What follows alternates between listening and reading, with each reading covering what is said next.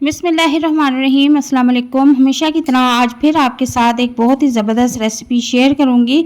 तो स्टार्ट करते हैं। बिस्मिल्लाहिर्रहमानिर्रहीम। यहाँ पर मैंने आधा किलो आलू लिए हैं, इन्हें मैंने बॉईल कर लिया था और कांटे की मदद से इसको अब हम मैश कर लेंगे। तो यहाँ पर मैंने आलू मैश कर लिए हैं। उसके बाद मैंने 2 अदद अंडे लिए थे जिनको मैंने उबाल के रखा हुआ है और इसको इनके आलूओं के ऊपर कद्दूकश कर लेंगे। आप चाहे तो अंडे को छुरी से भी कटिंग कर सकते हैं, लेकिन बारीक कटिंग आपने करनी है, तभी रेसिपी अच्छी बनेगी। जब तक मैं अंडों को कद्दूकश करती हूँ तब तक आप मेरे चैनल को सब्सक्राइब कर लें, वीडियो को लाइक एंड शेयर कर लें, क्योंकि ये बहुत ही टेस्टी और मज़ेदार रेसिपी आपके साथ शेयर कर रही हूँ। तो जनाब यहाँ पर अंडे भी कद्दूकश हो चुके हैं। अब इसमें कुछ मसाले ऐड करेंगे। 4 से 5 अदद मैंने इसमें हरी मिर्चें बिल्कुल देख सकते हैं आप बारीक चॉप की हुई हैं, इसके ऊपर ऐड कर देंगे, ठीक है। और अगर आप ये रेसिपी बच्चों के लिए बना रहे हैं तो फिर इसमें जो स्पाइसेस हैं वो आपने थोड़ा कम कर लेना है। तो यहाँ पर मैंने 2 अदद बड़े साइज़ के प्याज लिए थे जिनको बारीक चॉप कर लिया है। आधा किलो आलू हैं, आधा किलो आलू के हिसाब से मैं आपको सारी चीज़ों की क्वांटिटी बता रही हूँ। ये मैंने एक अदद छोटे साइज़ की शिमला मिर्च ली थी और उसको भी बिल्कुल बारीक चॉप कर लिया था। शिमला मिर्च ऑप्शनल है, अगर आप नहीं इसमें ऐड करना चाहते हैं तो एज यू विश, आपकी मर्ज़ी है। तो यहाँ पर अब मैंने 1 चम्मच दड़ा मिर्ची ली है, वो भी इसमें ऐड कर दूँगी। और 1 चम्मच मैं इसमें साबुत धनिया जो मोटा मोटा मैंने कूटा हुआ है वो भी इसमें ऐड कर दूँगी। टेस्ट के मुताबिक हम इसमें नमक शामिल कर देंगे और हरा धनिया भी बारीक कटिंग करके वॉश करके मैंने इसमें ऐड कर दिया है। इन तमाम चीज़ों को ऐड करने के बाद अब अच्छी तरह से हम इसको मिक्स कर लेंगे।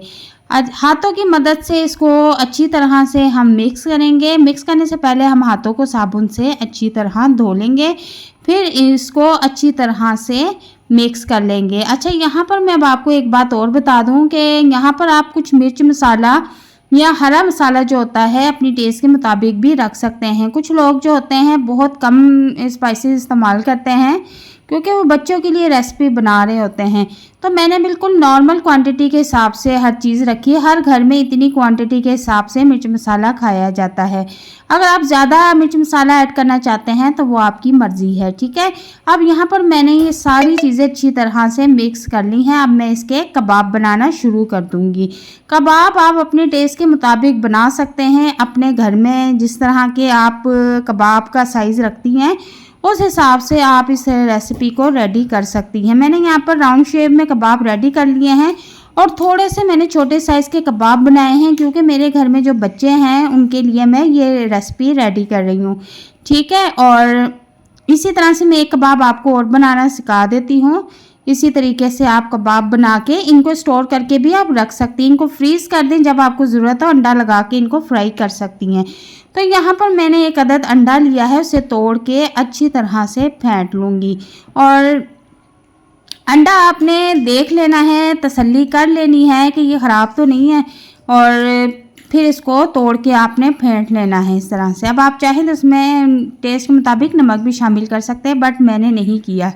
अब यहाँ पर मैंने एक फ्राई पैन लिया है और उसमें मैंने घी भी थोड़ा सा ऐड किया है। आप चाहें तो इसको ऑयल में भी बना सकते हैं। इस तरह से आप इसको कबाब को फ्राई करना शुरू कर दें। ऑयल मैंने अच्छी तरह से गर्म कर लिया था और अब मैंने चूल्हा जो है इसका बिल्कुल स्लो कर दिया है। फुल फ्लेम पे हमने इनको नहीं पकाना, वरना ये ख़राब हो जाएंगी, जल जाएंगी।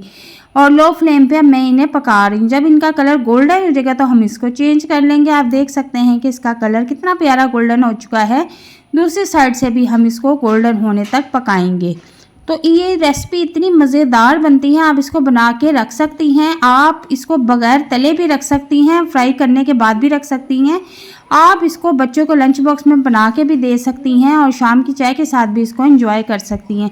बहुत ही टेस्टी, बहुत ही टेस्टी, बहुत ही मज़ेदार ये रेसिपी है। आप एक बार ज़रूर ट्राई करें। मैं आपको कह रही हूँ कि ये इतनी मज़े की बनती है कि जब आप इसको ट्राई करेंगे तो यकीन करें बार बार बनाने पर मजबूर हो जाएंगे।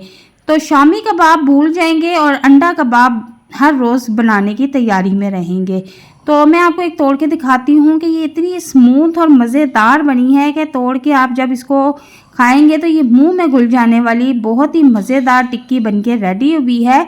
और आप इस रेसिपी को घर में ज़रूर ट्राई करें और मुझे कमेंट बॉक्स में लाजमी बताएं कि आपको मेरी ये रेसिपी कैसी लगी और नेक्स्ट वीडियो में कौन सी रेसिपी देखना चाहते हैं, काइंडली मुझे कमेंट बॉक्स में लाजमी बताइएगा। मिलते हैं नेक्स्ट वीडियो में एक नई और मज़ेदार रेसिपी के साथ। अल्लाह हाफिज़।